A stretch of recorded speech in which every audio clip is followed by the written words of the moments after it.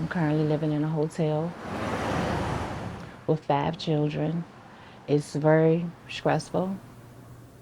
Down a dark hallway and within the confines of a single room, Really struggling, trying to figure out how we are going to do this. this Richmond mother says she barely scrapes up enough money to pay the nightly rates. The thought of being unable to shelter her kids ever present. It's constantly fears. It's constantly worries. It's crying. Like I have to step out of the room to go down into the lobby because I don't want to shed tears, so many tears in front of my children. But this wasn't always home. She was a resident of Richmond Redevelopment and Housing Authority's Gilpin Court until she was evicted in January. She's asked that we keep her identity a secret, saying she fears her children could be bullied if it's known that they're homeless. But she did provide me a stack of documents related to her case. It began in May of last year when she received this notice that RRHA was terminating her lease. The reason they cited states, on or about May 18th, 2023, your juvenile son robbed someone on RHA property with a gun. When she came to my home that morning and said I had 72 hours to go, I told her, well, I'm not going to go. I'm going to take this to court.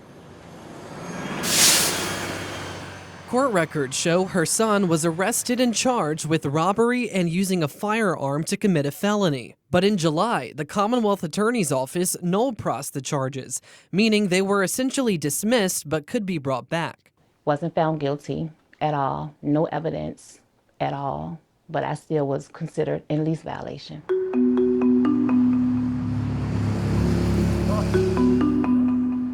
When I inquired about what evidence did or did not exist, RHA said they received information about the alleged incident from a third party, and Commonwealth's attorney Colette McKeechan said she could not comment. But the juvenile's defense attorney, Julia Snyder, said there was no physical evidence.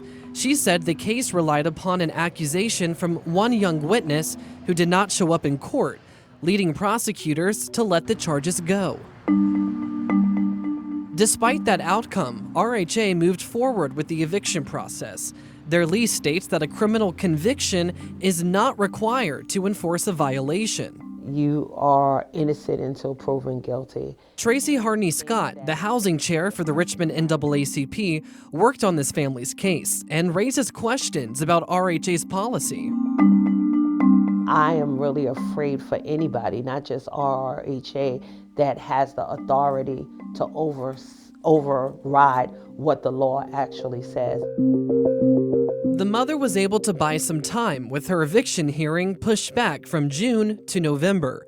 Then in August, her ledger shows that RHA raised her monthly rent by more than $100, despite the tenant claiming she did not report a change in income. I couldn't even explain to you, this is why this is what it was, this is why this is what it was, because there was no explanations. RHA did not specifically answer why they adjusted her rent in the midst of eviction proceedings, but said generally changes are due to corrections, prorating, or application of late fees.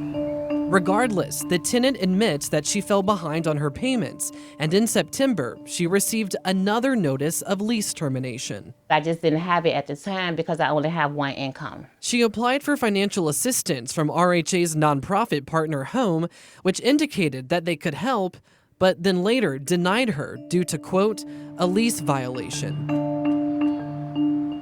When her court date arrived, she says RHA brought her son's accuser to testify about the alleged criminal offense, and a judge ruled in favor of the housing authority. The mother requested a rehear and appeal and to file a grievance, but all her efforts were unsuccessful. So then at that point, I reached out to the authority to see if there was anything that we can do to prevent this family from being evicted. But Harney-Scott says that RHA told her no. I honestly think that more diligence should have been done. And then the day came that this family was forced out. It was raining. The weather was bad. In fact, she says they were evicted earlier than expected because RHA closed its office due to the weather. CBS 6 confirmed there were storms in the area that day, and Harney Scott tells us that even led her to pay for the family to stay in a hotel, just like the one they live in now. And while RHA tells me they stand behind their evictions process, this mom says she felt the odds were stacked against her. I felt alone. I felt that I knew for a fact I wasn't gonna win because it was just me.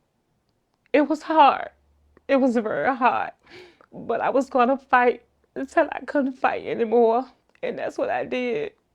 Even though I had to do it alone, I did it. And I still ended up in the street.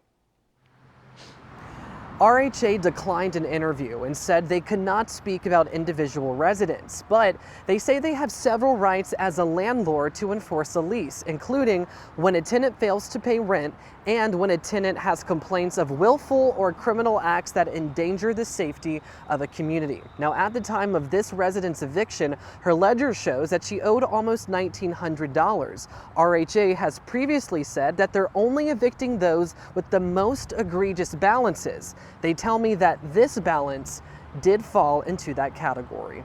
In Richmond, I'm Tyler Lane, CBS 6 News.